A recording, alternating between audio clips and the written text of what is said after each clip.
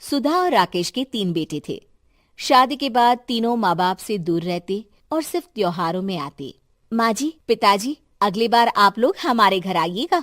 अरे नहीं बहू, सब यही आ जाते हैं तो घर खिला खिला लगता है। हाँ बहू, तू हमेशा बुलाती है तो जरूर आएंगे तेरे पास भी। हाँ हाँ, दीदी का घर बड़ा जो है, सब कुछ आपने शादी के बाद दीदी को ही तो दे दिया था। हमें भी दिया होता तो हम भी बड़ा घर लेते। क्यों सुनील? अरे नहीं नहीं, पापा ने सबको एक बराबर ही दिया है। छोटी बहू, क्या चाहिए तुम्हें, बोलो। वो आपके सोने की चेन वाली घड़ी है ना, वो अगर आप मुझे, तभी वहाँ मजली बहू भी आ जाती है। और मुझे ना आपका मंगलसूत्र कितना लंबा, सुंदर और भारी भी है। अरे हाँ हाँ, तुम दोनों को ही दूंगी बहू, चिंता ना करो। चलो अब खाना लगाओ, खाना खाया जाए। सभी मिलकर खाना खाते हैं कि पड़ोसन आ जाती है। अरे सुधा बहन, थोड़ी चीनी तो देना, घर में शक्कर नहीं है और मेहमान सर पर बैठे हैं। अरे छोटी बहू, चाची को शक्कर तो दे दो।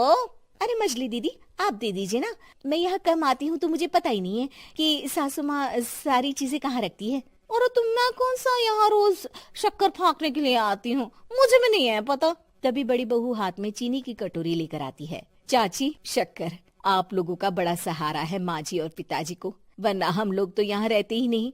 आप जैसे पड़ोसी हैं तो हम निश्चिंत है। और जीती रहे बहू, अब तो ये घर पड़ोस कम परिवार ज्यादा लगता है। सुधा अपनी बड़ी बहू को देखकर बहुत खुश रहा करती थी। वो उससे अक्सर घंटों बात भी किया करती, लेकिन दोनों दूसरी बहुओं का भी वो समझती थी कि शायद छोटी है, वक्त आने पर संभल जाएंगी। समय आ जाता है जब सभी को वापस जाना होता है।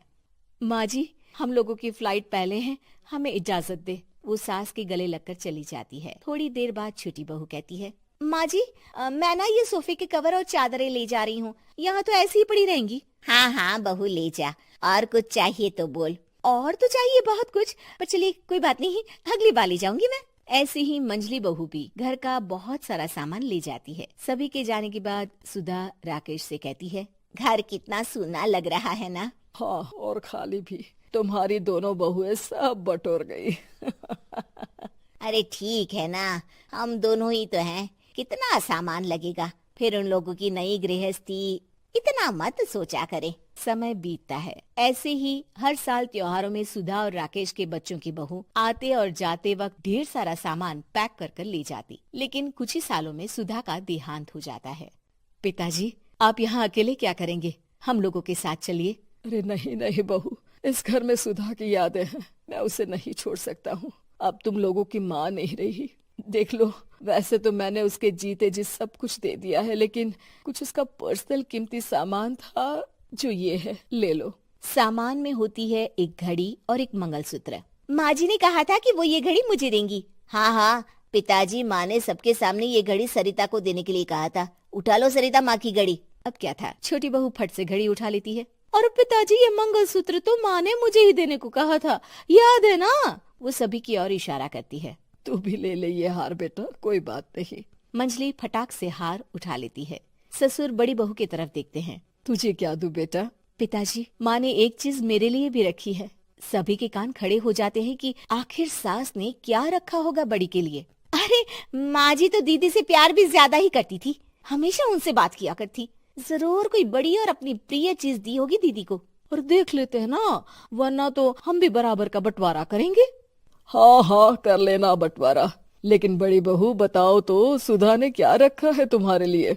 अभी तो हम लोग यही हैं पापा जी, जब जाने लगेंगे तो बता दूंगी। बड़ी बहू के मुंह से ये बात सुनकर बाकी दो बहुएं सोचने लगती हैं कि आखिर क्या है जो दीदी को सासू माँ देकर गई है। दीदी, ऐसा तो नहीं ना कि पूरे घर का आधा हिस्सा माँ बड़ी भाभी को देकर गई हो? तभी वहाँ ससुर आ जाते हैं। नहीं नहीं, ऐसा कुछ नहीं है। मकान तो तुम तीनों का बराबर से है। देखो, बड़ी बहू से तुम्हारी सास ज्यादा जुड़ी थी, न जाने क्यों घंटों बात किया करती थी। पता नहीं क्या देकर गई है उसे। और ससुर जी, आपको क्या पता, चालाकी से पूरे घर के पेपर में साइन करवा लिए हो, या फिर कोई छुपा गहना।